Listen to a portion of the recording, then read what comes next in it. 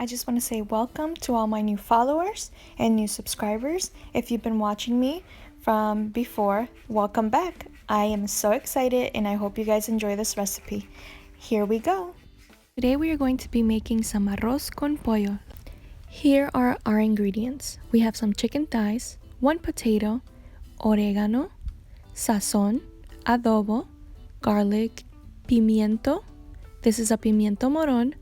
We have some cumin, some pepper, of course olives, and they are pitted and have the peppers. We have some garlic and onion powder, some carmelas, which are like Vienna sausages, and we have some red kidney beans, and of course we have some tomato sauce and our rice and cilantro. That is what we'll be using for our ingredients. Now, let's get to cooking. Yay! So here we have our oil and we will be adding our chicken that is seasoned with adobo, cumin, and pepper, and of course oregano. And I also forgot to mention I added some garlic and onion powder to our chicken. And what we're doing now is we're going to brown our chicken and then we'll be adding all the other ingredients. So I do want to mention and obviously say thank you to my followers who are watching me from other countries all over the world. I have one of my followers who asked about adobo. So adobo is a garlic and salt. Okay, so here I am adding sofrito. I am going to be adding about 6 tablespoons of sofrito. I do like the taste of it. And if you guys want to see the video, let me know down on the comments below or send me a message through my Instagram. I don't mind. I've seen a lot of people who do sofrito, and of course everyone does it different. We all have our way. So as I was mentioning before, adobo is a seasoning that also includes salt and oregano, pepper, and turmeric. So from the research I've done, it shows that you can do 3 tablespoons of garlic powder, 3 tablespoons of salt, 1 teaspoon of oregano, and also half a teaspoon of turmeric. I like to add black pepper to it because it just gives it a little bit of that kick to it. And this is such a simple dish. You know, it's a one-pot meal. It is so easy. You add the chicken you have available. You can use drumsticks, you can use chicken thighs as I did, chicken breast. It's really up to you and what you have available.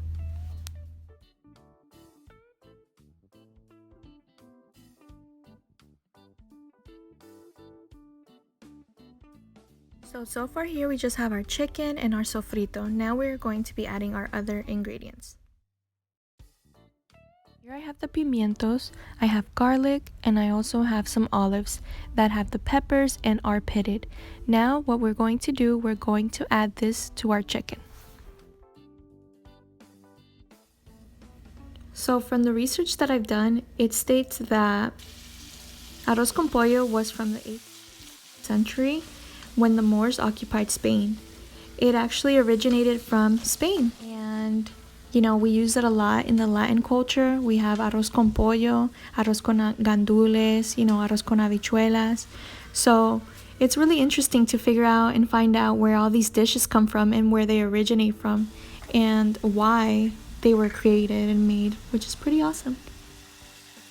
So now I'm going to add 1 teaspoon of oregano, and then I will be adding 1/4 teaspoon of cumin. And these are teaspoons, just a little bit. Alright, so now make sure that you mix it around very well. As you can see, we have some more ingredients. We're working our way up, and we are going to mix around, make sure we have everything well combined. Alright, so chicken, olives, pimentos, we have oregano and cumin so far, and our sofrito, of course. And of course, you cannot forget that we put in our garlic. Alright, so now that we have these ingredients, I am going to be adding some tomato sauce. I will be adding, there's 1 tablespoon, and I will be adding 1 more. So we have a total of 2 tablespoons of tomato sauce. So I do like adding the tomato sauce just because it gives it a nice flavor, and it also gives it a good color without using our seasoning yet, which is the culantro and achote. So if you don't have that available, you can always substitute that or use just the tomato sauce. You don't have to add that seasoning packet. Just use the tomato sauce and the salt and all the other ingredients if you have that available. Okay, so what I'm going to do now, I'm going to let it sit for about 2 to 5 minutes. It's just so the ingredients can start releasing all their flavor and combine very well with the other ingredients. So what we're going to do is let it sit now, and then we'll come back to it, okay? And I just want to point out, look at that color. Look at all that flavor that's coming out from just letting it sit for about 5 minutes.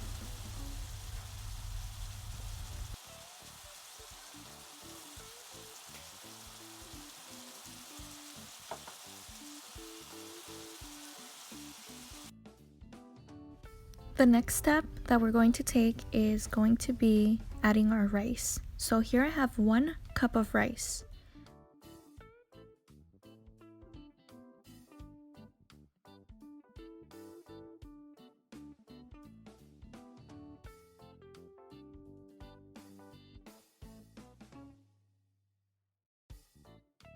So I'm going to add 1 cup of rice, and also I am going to do 2 cups of water. They say that the ratio water to rice is 1 and 2, 2 and 3. So if you add 1 cup of rice, you should add 2 cups of water. If you add 2 cups of rice, you should add 3 cups of water, and so on and so on. That is the way that I was taught, and every single time that I make it, it comes out fluffy, it comes out good. But sometimes I like to make my rice kind of sticky, like Japanese style. I just really like it that way. That's like my favorite way to eat rice. So yeah, but you can make it your own way. You can make it the way that you've been taught. You can make it the way you like. Okay. So now we're going to be mixing it around, and then also we are going to be adding our sazon.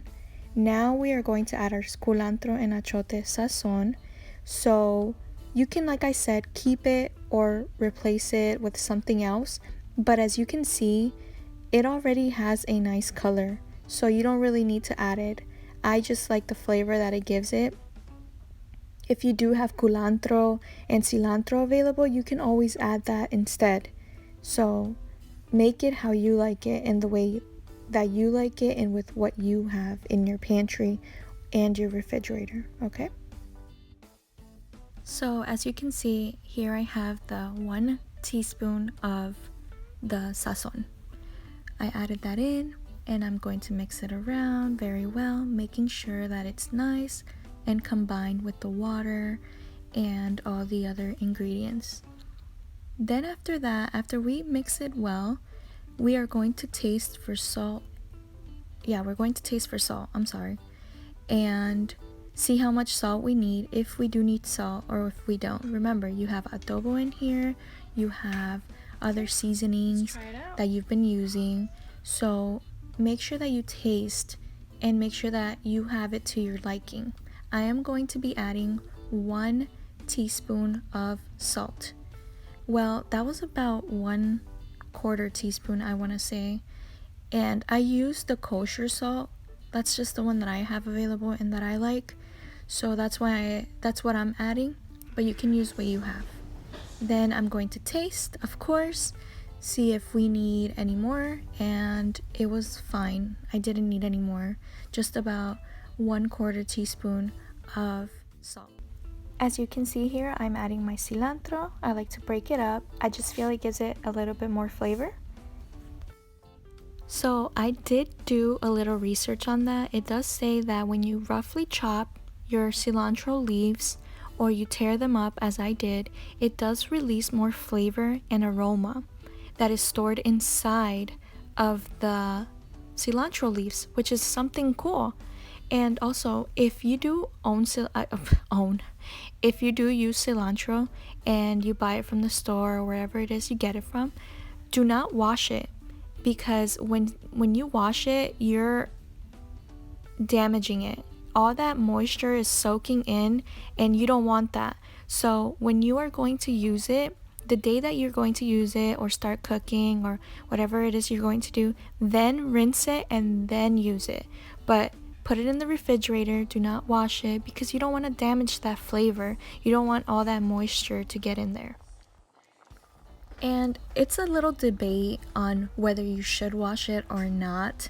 It says you should, and then it says you shouldn't. So technically it's up to you guys what you want to do, but honestly I feel that I don't want to wash it, and I don't wash it because I don't want all that moisture to get in there, and I feel that it lasts longer if you don't rinse it and you only rinse it when you're ready to use it.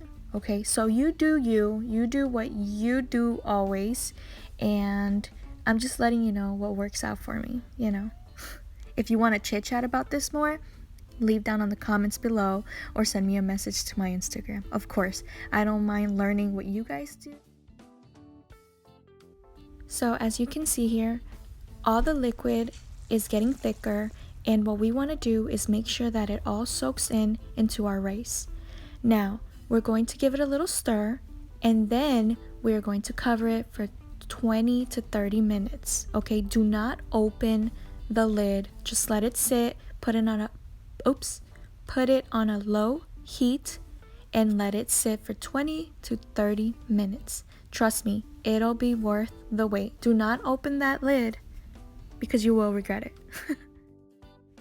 Okay, so it's been 30 minutes, and as you can see, it's nice, it's fluffy, everything is cooked, it looks great, the color, I mean, really, it is so yummy. What you're going to do now is, of course with a fork or whatever you have, it's best with a fork, but I always use my wooden spoon for everything. You have to fluff it, so you just take the little fork and you run it through your rice. Some people use pegado, which is when the rice sticks to the bottom of the pan. You can leave it a little bit longer on a higher heat if you like, if you want to try that, but I don't. I honestly think this way is delicious. But look how great it looks. It's so yummy. And of course I paired it with some stewed beans, which if you guys want to check out the recipe, let me know so I can make you a video.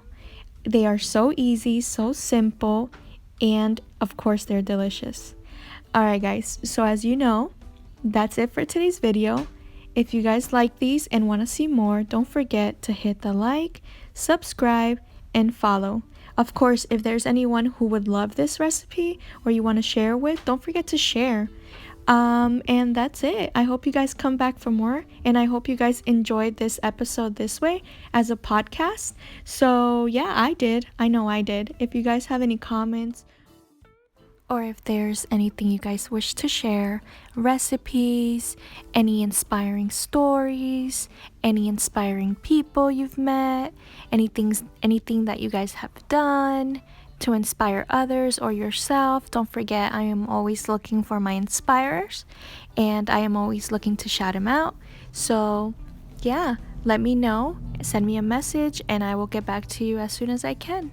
Alright my loves, as I always say, from mi casita to your casita, be yourself and stay true to yourself.